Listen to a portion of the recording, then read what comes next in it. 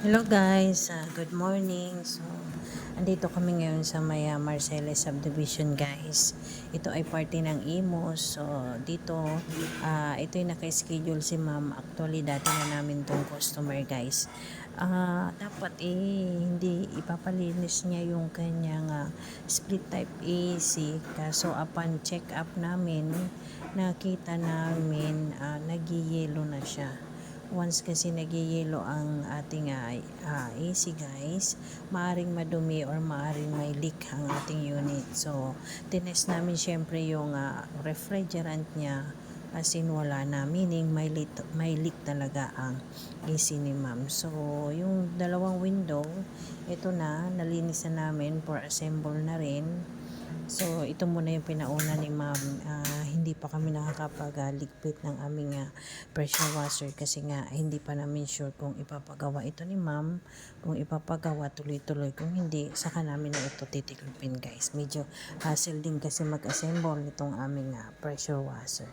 So, sa ngayon, na-assemble na yung isa. Ibabalik na din sa pwesto. At ito, yung isa naman ay ina-assemble na rin.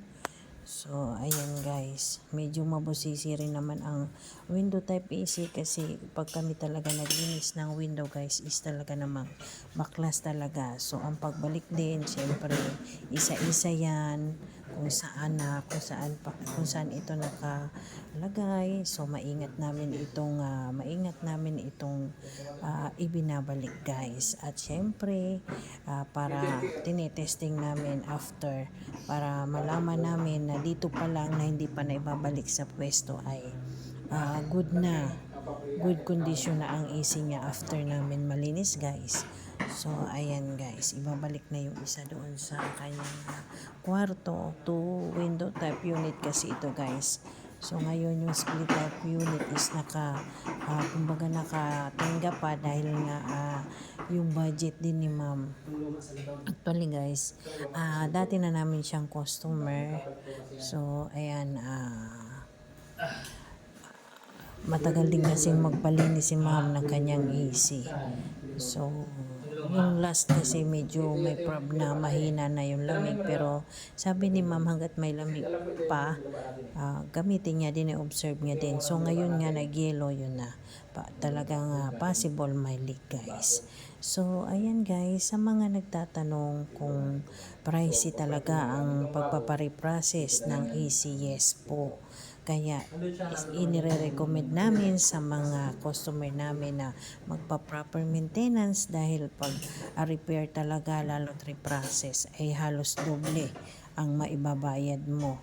Yun nga. Kaya talaga proper maintenance sa ating mga AC guys. So, ayan. Medyo makulimlim ang panahon na sana naman ay hindi umulan. Sa bagay kahit umulan okay lang naman kasi nga andito kami sa loob, may silong siya guys.